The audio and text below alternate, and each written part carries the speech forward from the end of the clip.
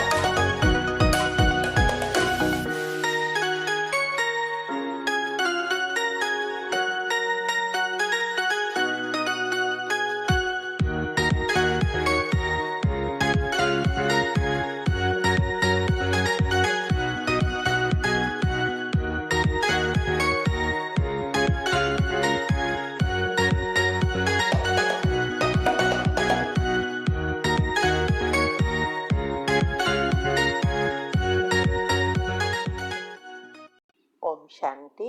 आपका प्रश्न है, शिव बाबा मुरली में कहते हैं कि किसी को दुख दिया तो दुख से ही मरेंगे और पद भी कम हो जाएगा। इसका मतलब क्या है? जो दिन भर नेगेटिव वेस्ट चलता है वो है क्या?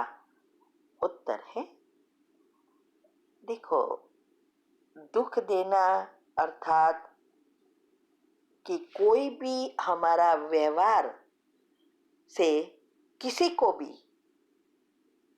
दुख होता है, उनके संकल्प चले, वो है दुख देना।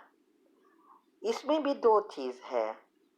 एक है हमारे संस्कार अनुसार अभी विकार खत्म नहीं हुए तो हम रिएक्ट करके उनको कुछ ना कुछ बोल देते या हमारा व्यवहार ऐसा हो जाता, इससे उनको दुख होता है, तो वो और ही हमारी नेगेटिव परतें बनती है। और दूसरा यह है, हमारे पुरुषार्थ में भी जो है उसको भी हम जो भी करते घर वालों को अच्छा नहीं लगता, तो उससे भी वो दुखी होते हैं। लेकिन दोनों में आप जमीन का अंतर है।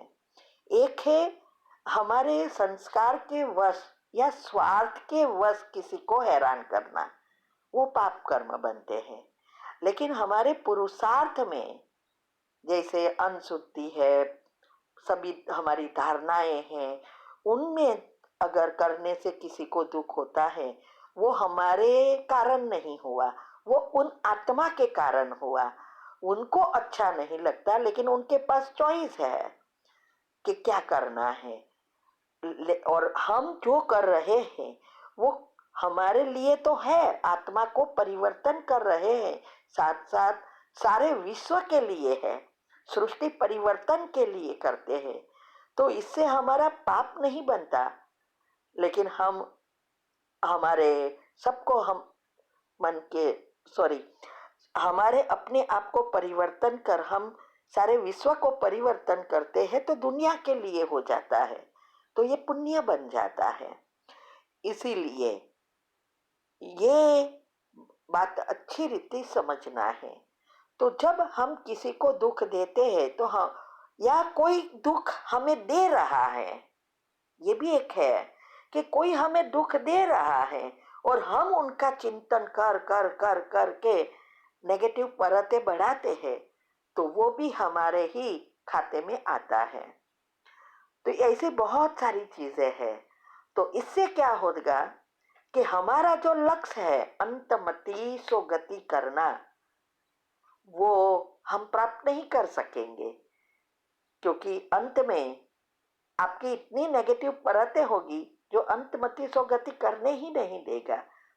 इसीलिए कहते हैं कि जो योग से हम पाप कर्म खत्म करेंगे और पुण्य बनाएंगे तो पद ऊपर जाता है। लेकिन जिसकी हमें भोगनी पड़ेगी, उसके उसके कारण हमारा पद नीचे हो जाता है।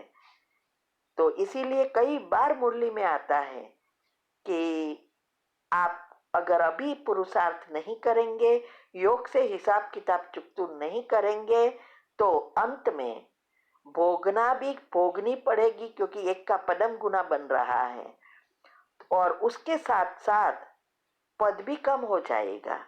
और जब हम योग से करते हैं तो हिसाब किताब चुकतू भी हो जाता है, पुण्य भी बनता है और आत्मा की शक्ति भी बढ़ती है। ये सब फायदे हैं। तो आप YouTube पर अच्छी रीति मैंने ये बातें समझाई है, आपको वो सब समझना पड़ेगा। ठीक है। ओम शांति।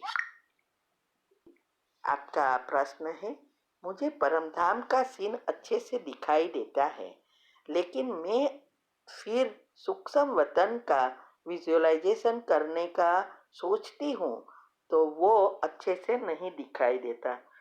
मुझे उसकी पिक्चर क्लियर नहीं होती। आप मुझे बता सकते हैं कि सूक्ष्म वतन को और कैसे अच्छे से विजुअलाइज कर सकते और वहाँ का सीन कैसा होगा?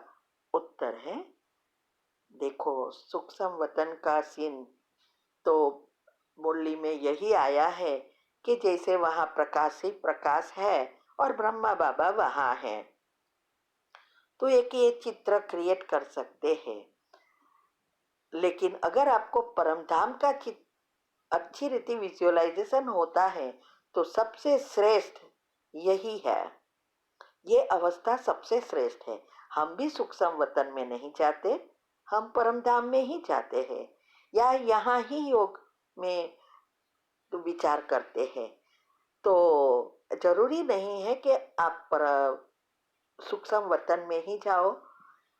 हाँ, हम भोग लगाते हैं तब सूक्ष्म वतन का एक दृश्य बनाया है हमने कि ब्रह्मा बाबा बैठे हैं, बाजू में मम्मा है, एक साइड पे दादिया है, ऐसा सीन बनाया है। और ऊपर से शिव बाबा का तो ऊपर से विजुअलाइज करते हैं, क्या ब्रह्मा बाबा में से किरणें आ रही है, ये विजुअलाइज करते हैं।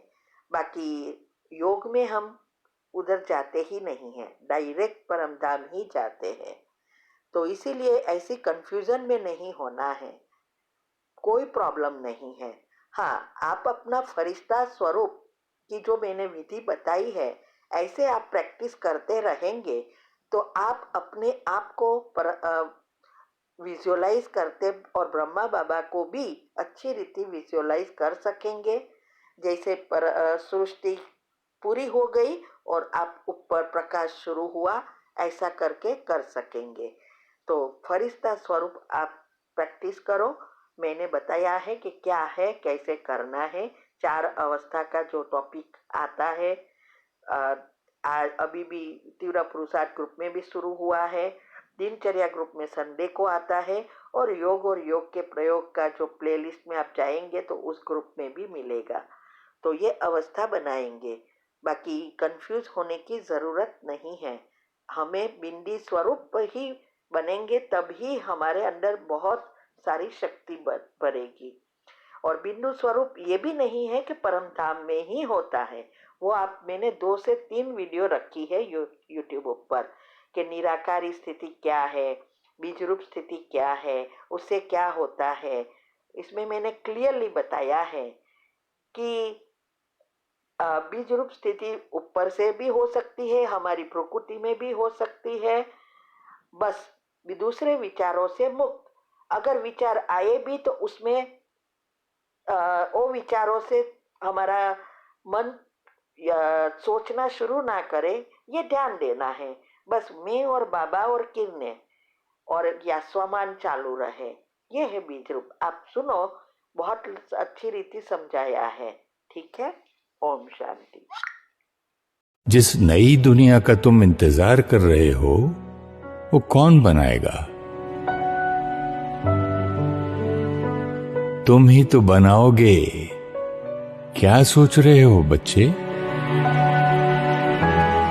द्वापर युग से तुम कहते आए कि जब धर्म की अति ग्लानि होगी तो परमधाम से मैं आऊंगा।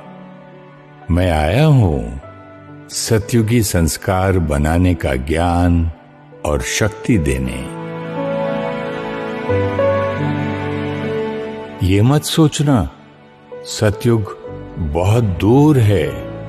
सतयुग तो बस आया कि आया।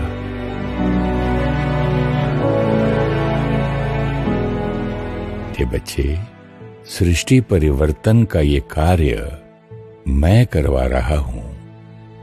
लाखों लाखों बच्चे घर गृहस्थ में रहते ज्ञान की धारणा, योग की तपस्या और पवित्रता के बल से मेरे सृष्टि परिवर्तन के कार्य में जुड़ चुके हैं।